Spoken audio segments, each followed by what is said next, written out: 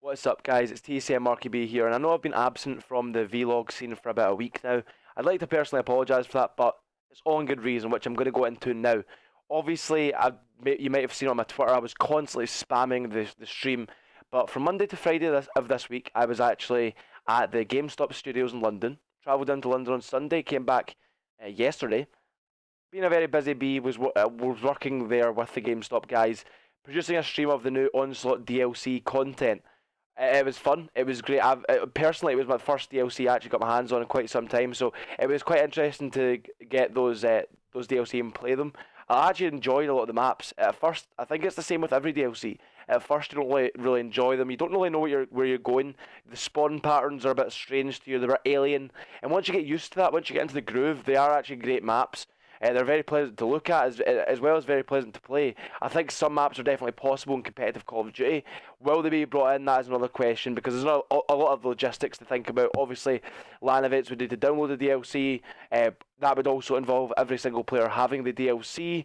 It restricts a lot of players who aren't able to afford that, but at the same time, I think if people are able to enter these tournaments nowadays, I think everyone can afford about 12 quid to buy the new DLC. Personally, I know for a fact every top team could definitely get their hands on it, no bother. It's just that sort of like, you got to think about, when you think about competition, you obviously got to think about the little guy as well. And can the little guy get his hands on it? Maybe not.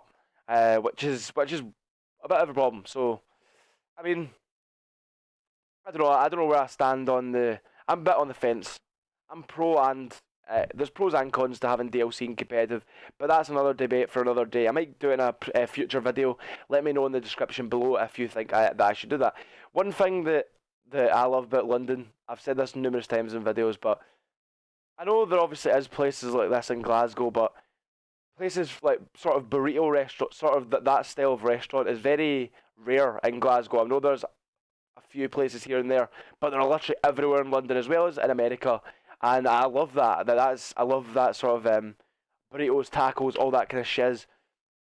And oh my god, the amount of burritos that I devoured last week, you can probably tell. Probably put a bit of weight here and there around my chin. Nah, I'm joking. But yeah, I enjoyed them. If you want to know what I get what is it I get? I get carnitas, which is pulled pork, and a large size burrito. And what else do I get in there? I get some pinto beans, which is like the bacon flavour beans, I think. What else did I get? Don't get cheese. Believe it or not, I don't get cheese. I don't know why. I'm not fond of. It's really cheesy. I'm not really. I don't want it to kind of overpower the taste of the actual meat and stuff.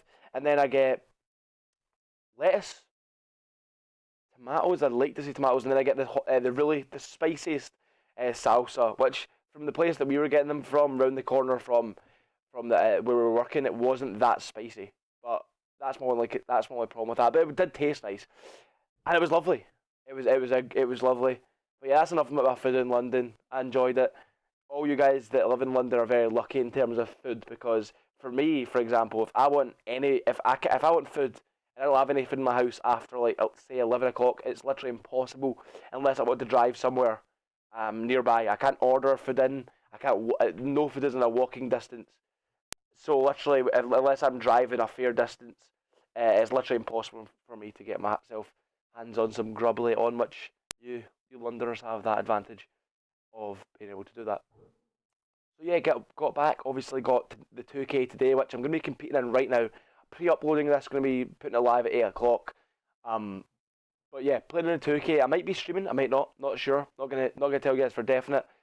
But I hope we can win it. I mean, I'm really confident this team. We were away for a week, then we came back and only dropped one map, which was amazing. I mean, we came back and we somehow performed really well. Maybe a break was good for us. I'm not sure. But last night's scrims went very well. I mean, the only map we dropped was actually Strike Zone Domination against Vitality, which was on their host as well. I mean, it's kind of hard to play against them online.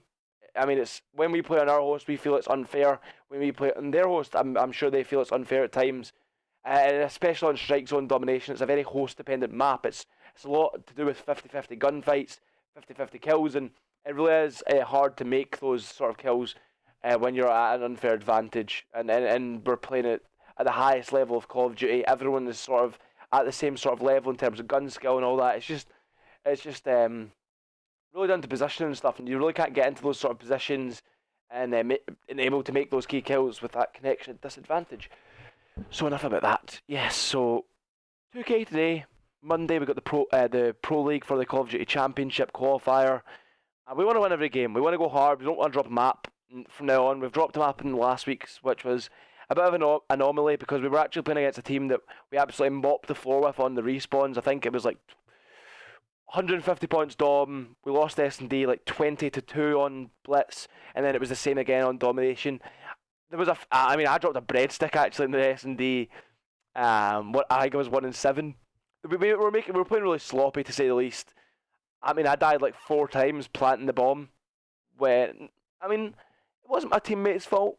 But I died quite a few times planting the bomb, and then I died 1 or 2 times which was like completely bad plays by myself.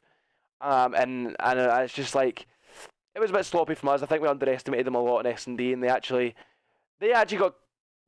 a decent S&D team. Yeah, there was a bit of luck there as well. I mean, there was a point where I was actually planting the bomb on Freight. I think it was on top of the bomb, and usually people sound torque through the wall. I mean, obviously that's been patched now, but that's obviously been patched now, so people can't do that thing anymore. But it wasn't patched on Monday, so we were playing them. They were sound torn through the wall on Freight.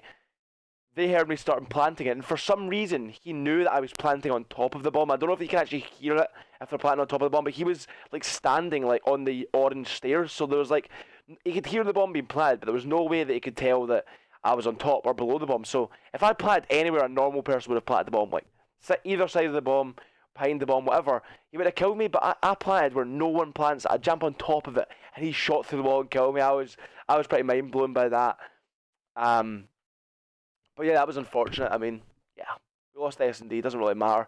We obviously want to win every single game anyway. So if we do that, we'll come out with first regardless. Win every single game. That's all we want to do. We don't want to think about dropping maps and all that shit. Doesn't really matter as long as we win every single game. Win the series. It doesn't matter. Like I've said it numerous times. So yeah, what else can I talk about? DLC was good. Enjoyed London. Great. Shout out to the guys at Gamespot, Twitch TV, Infinity Ward, Activision, all of those guys for making it possible. I'd like to be involved in future events if there was that possibility was ever to happen, because I certainly enjoy myself down in London. I really enjoyed being on stream and trying to entertain you guys. It was something I would actually genuinely enjoy doing as a career in the future. For now, not really. Well, I don't know. It's something I'd really love to do. I've actually been. There's actually a possibility I might cast in the near future as well. That's something that I really want to do as well. I want to kind of make this into a career right now. That's my goal. But yeah, that's for another video again. I keep talking about things that I want to discuss in future videos, which you're going to be seeing in the next few weeks, in the next few days maybe. Who knows? Just wait and see. But yeah, guys, thanks a lot for watching the video. If you'd like to like the video, if you don't want to, don't like it. But don't dislike it.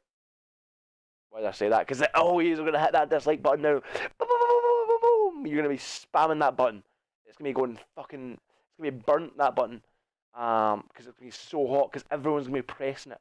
But yeah, also subscribe to the channel. I mean, I've got 2,500 subscribers now, which is great. Madcat actually likes to joke around and say he has more subscribers than me, even though he only has 6 videos, which is quite funny if you think about it. So that's a little competition we have in our team. Well, it's not really a competition, but he likes to boast. Does Dylan? So if you'd like to help me get over that mark, beat Dylan, so he isn't able to do that anymore, that would be that would be great. That would be ideal. I'd love you all. I'm gonna stop begging because I'm begging a lot. I'll see you later. Peace out. Fuck y'all. Fuck you, San Diego.